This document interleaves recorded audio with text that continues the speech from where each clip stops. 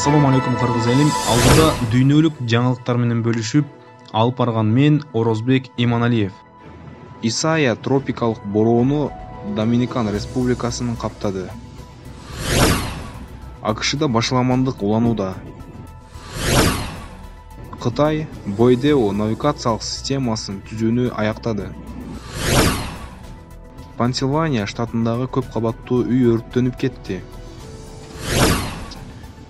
Япониянын түндүгүндө суу ташкыны бир нече жамаатты тышкы дүйнөдөн бөлүп койду. Медиктердин компенсациясы канча сомго көбөйдү?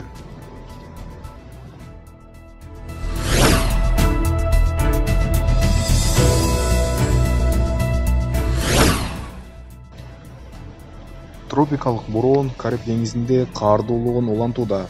Доминикан Республикасында катуу шамал болууда. Күчтүү шамал бактарды кыйып, электр линияларын бузат. Нөшөрлөп жааган жамгыр аймакты суу каптоого алып келиши мүмкүн. Өзгөчө кырдаалдар кызматы аба ырайынын кесепеттерин жоюуда. Бул арада бороон Флоридага карай бет алды. Ал жерде бороон болуп калышы мүмкүн деп болжолдонууда.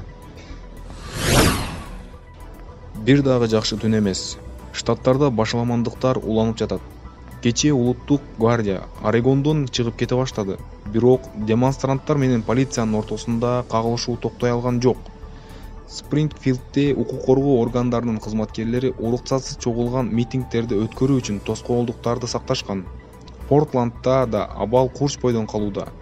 Көздөн жаш агызуучу газ элди тынчтандыруу үчүн колдонулат. Кармалгандар бар. Пекин өзүнүн улуттук навигация тутуму Бейдоу ишке киргизилгенин жарыялады. Кытай өз өнүгүүсүн 20 жыл мурун баштаган. Ушул жылдын июнь айында Сичан космодромунан тутумдун акыркы 55-чи спутниги учурулган. Бейду дүйнө жүзү боюнча кеңири жайылган америкалык GPS, орусиялык GLONASS жана европалык Галилей системасы менен атаандашат. Пенсильваниядагы түнкү өзгөчө кырдаал. Ал жерде көп кабаттуу үй өрттөнүп кеткен. Өрт имараттын дээрлик бардыгын каптады. Чатыры кулады. Бийлик өкүлдөрү 100дөн ашуун тургунду тез арада эвакуациялоо жөнүндө билдиришти. Үйдүн жанында өрт, гидранттары жок, ошондуктан алар жакынкы көлмөдөгү суудан өчүрүп жатышат. Азырынча жалынды көзөмөлгө алуу мүмкүн эмес. Япониянын түндүгүндө катуу суу ташкыны бир нече калктуу конуштарды тышкы дүйнөдөн бөлүп койду.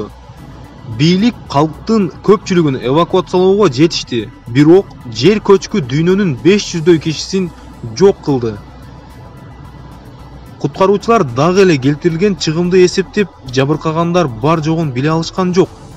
Суу ташкынына мезгил-мезгили менен нөшөрлөп жааган жамгырдын нөшөрлөрү себеп болгон. Магами дарыясынын жээги толуп кетти. Жамгыр жааган өлкөнүн борбору Токиого карай жылып жатат. Кызыл зонада иштеген дарыгерлер эми стационарда иштеп, кийин обсервацияда жаткан күндөрүн кошкондо айына 72.300 сомдон кошумча акы алып башташты. Бишкек 31-июль.